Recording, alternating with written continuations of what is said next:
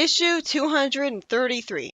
They're making a whole story about just the trial of Jeffrey? Why? Gee, I wonder if Ixis will rig it in his favor. We start out with Sonic and Tails overlooking the Armada on a mountain that's suddenly frozen out of nowhere. Where was that mountain? Which mountain was this? Tails says that the Armada is cutting its losses and just evacuating the crash victims, so they won't have to worry about them for a while. A few grunts get sent after them, and Sonic and Tails easily spin dash them and go to see Jeffrey's trial. The instant I saw the same judges as from issue 40, I knew I was in for a treat. These guys really should have been fired. Ixis is presiding in the court, Antoine's the prosecutor, and Jeffrey is going to be his own defense. I'm not even gonna begin to talk about all the artistic license with the law that this is taking. Ixis finds the whole thing boring and says that he just wants to get the trial over with, which is oddly relatable. Antoine, who I'm pretty sure doesn't have any sort of lawyer degree, is the prosecutor and teases with a smirk that he's seeming to be opposed to justice, and Ixis implies that he doesn't care. This probably isn't going to piss me off like issue 40, because at least here it's expected of Ixis to have a trial rigged to have a stupid miscarriage of justice. Ixis is in charge. Why would he let the one who put him in power get him in trouble for it? Really, this trial shouldn't have even happened, unless it's just being used as an opportunity for Ixis to persuade the public that he's right through Jeffrey once again. Jeffrey reveals out of nowhere that he served Ixis long before he worked with King Max. Well, I highly doubt that the previous writers had this be the case in their heads, so this comes off as forced to say the least, unless Jeffrey is just being brainwashed to think this is the case. Antoine says angrily that Jeffrey should tell people how he came into service of anyone over the years. Jeffrey was going through his father's belongings when he was a kid, namely those from his investigation of Warlord Kodos. That's when he found an Ixis artifact, apparently, which looks like the ring that lets Ixis, who thought he was talking to Jeffrey's father at first, talk to him. Ixis manipulated Jeffrey using his hatred of the Overlanders, I guess he exaggerated his negative emotion, from another dimension, and insisted that with Eggman going around threatening the kingdom, only he can set things right. Okay, I don't blame him for being fooled here. A wizard could easily get rid of Eggman, if the comic was running off logic and not giving Eggman plot armor. Jeffrey was a stupid kid back then, he didn't know he was evil. Jeffrey was told that he shouldn't warn the king because the king trusted Robotnik, and Ixis manipulated him some more by flattering him, saying that he's young and full of potential. Jeffrey explains that he gathered plans and manuals from his father and other generals to train by and prepare for Ixis' return. Out of complete fucking nowhere, I'm expected to believe that Jeffrey was learning wind magic every night even back then, and yet never used it to fight Robotnik in front of the heroes. This is the definition of a forced concept, and a retcon. There's no way the previous writers had this in mind with him. Now, I love the idea of Jeffrey having magic, because that'd make him more useful against Robotnik. But the idea that he never used it against Robotnik is absolute bullshit. Plenty of Mobians have magical powers without being accused of being agents of Ixis or whatever, so was he just paranoid that he'd be accused of that if he showed his powers? He was shown to be ultra paranoid, tackling Hamlin on first sight, and keeping a secret can make you pretty paranoid that the slightest thing will give it away and cause consequences. But still, either Jeffrey's being brainwashed by Ixis just thinking that he was training with wind magic for that long, or this comes out of complete nowhere and is completely inconsistent and incompatible with previous issues, because Jeffrey would have been a lot more useful if he had wind magic all along. You'll notice that throughout my reviews of these issues, I was always using the fact that Jeffrey had no magical powers as a rationale to dismiss his worth compared to Sonic, who has super speed. When the king decided to prefer Jeffrey over Sonic, that was why I was annoyed. There's no way that Jeffrey wouldn't have become sick and tired of people constantly saying that he was inferior to Sonic from being immortal, and just revealed that he had magic already. There's no fucking way that he would do that. That he would, let his rival be seen as better than him for that long when he could have very easily proven him wrong. Could he go faster than Sonic? Could he be just as fast Sonic with his wind magic? Maybe. Wouldn't he want to prove that? That's stupid. That's stupid. And not to mention the fact that if he trained by night with his powers, Wouldn't he be noticeably tired during the day? Wouldn't he be sleep deprived? Have bags under his eyes? Be noticeably cranky? Although that would explain a few things, but the rest, the bags under his eyes, we never got to see that. So, how long every night did he train with his magic? Just a few hours? Is it never explained? Like, it would have been cool if he had magic all along, but he just didn't. He didn't. Or he would have used it. Since Blaze has magical powers, Tails has magical powers, Sonic has magical powers, Knuckles has magical powers, so that's explained at least. So there's no reason that he would think that his magical powers would stand out and make him suspicious. I guess it is just him having his Hamlin paranoia again, so it would be consistent with his character, but it's still an extremely dumbass move on his part to have never used them before. Come on! If he was revealed to not be Jeffrey at all, but a doppelganger from another dimension, this would have made more sense. A common problem with Flynn's writing that started to happen towards the end of the comic, as first we had Ixis apparently combined with other wizards, and now we have this. Jeffrey says that the Zone of Silence disrupted his messages sometimes for no reason, so it was a struggle to learn about his magic on his own.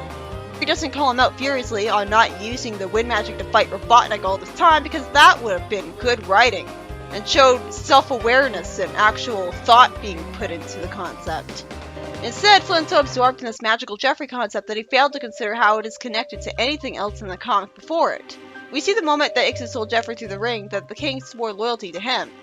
He was told to prepare Mobitropolis for his return, and thanks to the materials he'd taken, he somehow knew where to look for recruits, and we see him forming the rebel underground with people who know his father. When Antron asks why the hell Jeffrey saved the king from the Zone of Silence, Jeffrey says that since the zone was falling apart around them, he did what he could to stabilize the zone and save Ixis, because saving the king would stabilize the zone. Apparently. He does not look good drawn with stubble. How does a Mobian having facial hair stubble over fur even make sense? It just looks like they're trying too hard to make him look evil and not just manipulated or brainwashed. Antron says that after Mobitropolis was taken back, a probe sent into the zone freed Ixis and his minions, and Antron says that must have been from Jeffrey's meddling. Because we all know that Jeffrey can magically take control of probes and cause them to do evil things at will, right? This totally isn't rewriting retcon at all. I'm not really angry at this, just a little frustrated how silly this inconsistent retcon is. Trying to, with no self-awareness, haphazardly fit in Jeffrey's new rewriting with the pre-Flynn issues. Antron asks why Jeffrey didn't just side with Ixis back then if he sided with him all along. This comes off as Flynn making Antron the surrogate for the fans that would point out all the ridiculous plot holes caused by Jeffrey being a supporter of Ixis all along. Because yeah, this is pretty ridiculous. Jeffrey explains that it's because his master is about as subtle as a brick. So before he magically sabotaged the probe out of nowhere with no engineering skills whatsoever, he told Ixis coming on too strong as the new ruler wouldn't go over well. He kept up the charade so he could try to salvage the situation, and he allowed him to continue his tactic while he did his thing. Jeffrey recaps for us and says that after Ixis was sealed away, he set about building a stronger kingdom for them to return to. Because he can do that apparently without being a member of the royalty at all. Or being Sonic. Wanting to do anything to make Jeffrey look suspicious, I guess, Antron says that Jeffrey handpicked his incompetent elites. 2 former badniks, an unknown agent from Angel Island, a foreign freedom fighter, and the woman responsible for nearly killing Princess Sally. Wow! Antron, you're a dick. Where do I even begin? First off, former badniks. They became good! Jeffrey was nice enough to trust them, and now Antron's insulting him for it. Although the only time we actually saw them be useful was when they broke Jeffrey out of the prison, and that was only after they were reprogrammed to be evil by Eggman. But for all we know, the badniks did plenty of useful things off screen. Second, why does it matter so much now that Valdez and Wombat Stew are foreign? Especially hypocritical coming from a guy with a French accent. Does that mean that he says that Antron is more likely to be evil too? I don't know if he's literally from another country, though that would be the only justification for having trouble with English despite growing up around it. So he's talking as if these people being foreign is evil, making them more likely to betray the king. And third, That wasn't Hershey's fault, asshole. She was blatantly fooled into doing that, and you're using that against her after she's dead. What a horribly insensitive way to act. Antoine doesn't have to demonize Jeffrey's elites, too. They're innocent in all of this. Or if not, then they at least thought they were doing the right thing. Antoine reasons that any one of those people could have been easily framed for actions against the kingdom because of their past or unknown statuses. Then Jeffrey's written absolutely terribly here to the point of looking more like he was replaced by an evil doppelganger because he doesn't proceed to furiously tell Antoine off for the way he talked about his ex-wife, who was tricked into what she did, made to think that Sally was Snively, meaning that she shouldn't have been so easily framed. Instead of responding the way he would in character, Jeffrey just compliments Antoine on being devious, and arbitrarily says that Valdez couldn't have been framed that easily as a shinobi spy. How? Jeffrey is then annoyed at Valdez's robotization being blamed on him, saying that he was a good man who sacrificed himself for his people. Seriously, why would Antoine blame Jeffrey for Valdez being roboticized, which had nothing to do with him and everything to do with Eggman? Jeffrey hates Robotnik. He wouldn't have any ties to him, and if his argument is that he intentionally made his elites so they could have been easily framed because of no real reason to be loyal to the king, somehow thinking that he'd need so many of them when he could have just had one framee, so there goes that logic, then if that was the only reason he picked those certain people, why did he pick Valdez at all? If he was the only one who could have easily escaped frame accusation, and even then, why would he care? Why would he need the one that he framed to be arrested?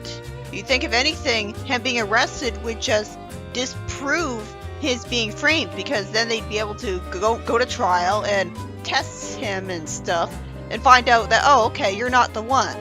If anything, Valdez, like, if he got captured, like, maybe, no, like, they'd find out he wasn't the one and they would move on to other people. Why would he care? Antoine really didn't think out this defense. Then Jeffrey looks worried as he's called out on for his actions as advisor to Elias, making the hero of Mobius lose his knighthood, and Elias get driven from the throne in issue 102. Also, why hasn't Sonic gotten his knighthood back by now? And didn't Elias choose to run away himself? I guess Jeffrey knew he didn't want to be a king and would run away so easily. But what does Sonic being robbed of his knighthood have to do with Jeffrey being an Ixis supporter? Sonic doesn't like Ixis, sure, but still. That's more of a general he's a jerk thing that has no relation to the case at hand. Which is kind of, illegal for a prosecutor to bring up. Antoine concludes that Jeffrey was obviously attempting to undermine the royal family as the advisor, as opposed to being accidental, and he obviously felt guilty about it around Hershey at one point, so clearly this wasn't the previous writer's intent. Jeffrey reasons that everything he did benefited the kingdom, not even trying to justify his actions in a logical way and give a proper response to that. He says that the royal family being in charge gave the kingdom some stability. When Antoine says that Jeffrey's marriage to Hershey was all a sham and she was just a pawn, finally Jeffrey gets enraged and snaps at him, "Don't you dare belittle her, you pompous..." This is all well and good, but why the fuck didn't he snap at him when Antoine portrayed her as shady earlier? Jeffrey explains that he really loved Hershey, but with just the two of them left in the group of elites, Jeffrey had to spend time in the United Federation, while Hershey was in Mobius' South America. Sumerica. Or Sumerca. This name was literally thought up at the last minute, wasn't it?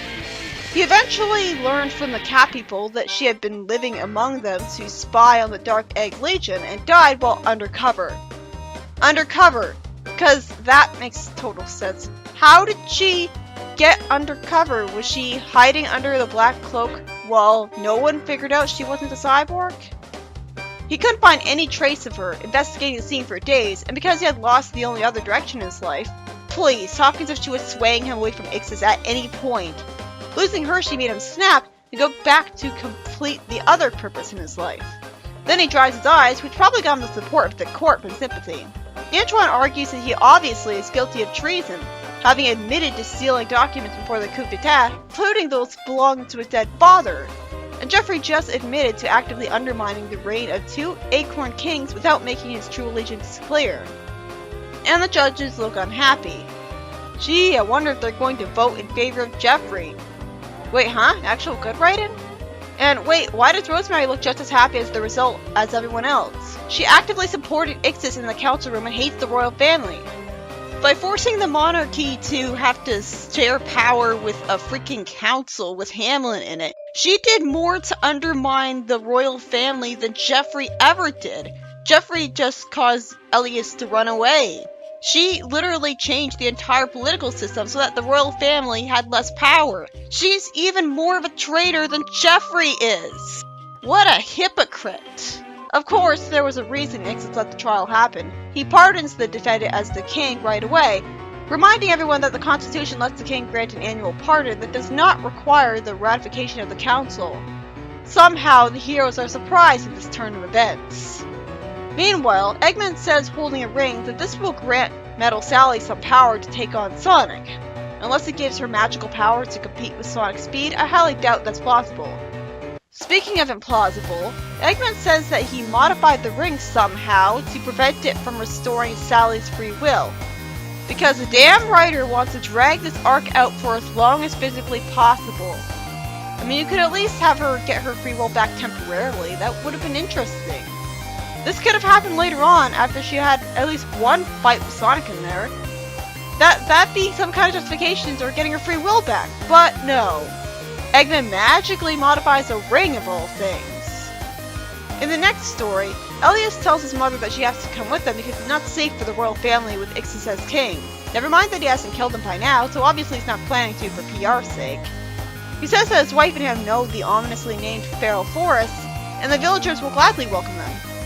However, Elias' father is insisting on not leaving the kingdom, totally fixated on keeping it, and devastated at Jeffrey's betrayal, and his wife doesn't want to lead aside. Elias says that the king isn't able to think clearly, and then in the same breath, in the same text box, he talks as if his mother can easily convince him of something when he isn't thinking clearly. Elias angsts about the situation, saying that no matter what he chooses to do, someone will be left vulnerable or hurt. Where did this come from? Meg reassures him and mentions that she had seen her first husband die and she doesn't want to lose him too. Elias thinks that even with him and Meg in the forest, they'll never be truly safe. Well, duh. Eggman exists. Elias knocks on the door of someone who retired from the director of the Secret Service when the king put Jeffrey in charge of things, as I wonder why Elias would think that the king and queen would be safer outside of a city with a force field generator. Elias says that the king speaks fondly of him as someone always there to watch his back, and gets the reply that the king is just even more nuts than he thought. He complains, "I told him I didn't trust Kodos, but he made a warlord. I told him to kick out Nagas, but he booted Morgan instead. I told him not to trust that Overlander, and he let Robotnik take it all over. I had to watch his back because he never listened to me." Yeah, he made some pretty stupid decisions. The advisor, who looks kind of like an owl, says bitterly, "The Prowers were right. The Acorns fumbled their reign. So you go on and run away and let Nagas have his crown. Good night." I can understand why he'd react this way, but he still should know that Ixis is evil and the Acorns aren't. Elias fortunately is persistent enough to grab the door, and he warns him that Ixis' ambitions won't end at the crown, and he has to find a way to fight him without fighting the will of the people. Well, he can't because the people want him in charge, but whatever. He says that the owl is the only one who knows how to strike from the shadows like that. I'm guessing he doesn't mean assassinate him in his sleep, because then Ixis would be defeated too anticlimactically. We're given a dickish bait-and-switch moment where at first he seems to be against committing treason against Ixis, but then immediately supports Elias anyways. The owl says that Elias will make his way back home in secret, and the time in between will be enough for a team to be recruited for him. He already has his freedom fighters. Does he not have any faith in them? This is when the owl suggests the idea of the secret freedom fighters, who somehow won't be discovered by Eggman or Ixis immediately the minute they do anything against either of them. Unless these guys can all turn invisible like chameleons, this concept sounds really silly. This issue is by Ian Flynn. Why is he bothering with this trial when the royal family isn't even in charge anymore, meaning that committing treason against them wouldn't be illegal under Ixis? This story only exists as a meta reason, as an excuse to explain Jeffrey's retconning to us some more. And an excuse for Ixis to have Jeffrey explain himself to the public and persuade them. Otherwise, it's just pointless, condescendingly pretending to the audience that Jeffrey will get punished for treason treating us like genre-blind idiots because we should know that Ixis won't let that happen while he's in power. Just makes the heroes look like idiots for thinking that this will work out. Also, why didn't Jeffrey get mad at her for being described as just someone who nearly killed Sally when it was Drago's fault and not really hers? He took way too long to snap at Antoine, when he should have snapped at him for seeming to vilify his elites as making Jeffrey suspicious because of their backgrounds, something they couldn't help at all. While Jeffrey having magical powers is cool, it's absolute bullshit that he never used them against Robotnik. Because we never had any evidence of them before, the revelation that he was training them all along could go complete nowhere, and it's not explained that maybe he was just too paranoid of being accused of helping Ixis to reveal his powers, which would have been a stupid reasoning because Sonic has magical powers, Tails has them, Blaze has them. All sorts of different Mobians have magical powers, and not assumed to be proof that they're agents of Ixis. Jeffrey had a good reason to be fooled and manipulated by Ixis as a child, but so many people in this comic are failing to recognize obviously evil when they see it, and it pisses me off how genre blind they are. This would be perfectly fine and consistent with his character if we just had Ixis think in a thought bubble that he was brainwashing Jeffrey as a child to trust him. I understand why you see the wizard as being capable of beating Robotnik, but not so capable of killing all on his own, when Ixis never gave anyone reason to believe that he would be. We're at the point where every new concept Flynn introduced is feeling forced in spite of all logic. Although that's been the case since the Iron Dominion saga. I don't remember saying forced so many times about Penrose's concepts, or any other writer for that matter. Although I'm going through Penrose's work, and I just read the Salad miniseries, and I think I'm at over 100 forced concepts with him by that point. So he has, I guess he is worse, but it feels more excusable with Flynn, who's worshipped. And the second story is about the main advisor to the king, who was totally ignored by the king to justify his stupid decisions regardless, deciding to form the Secret Freedom Fighters, who somehow will stay secret despite all logic because we're forcing a concept again. Maybe he's just trying to be sure and get every single advantage he can, but still.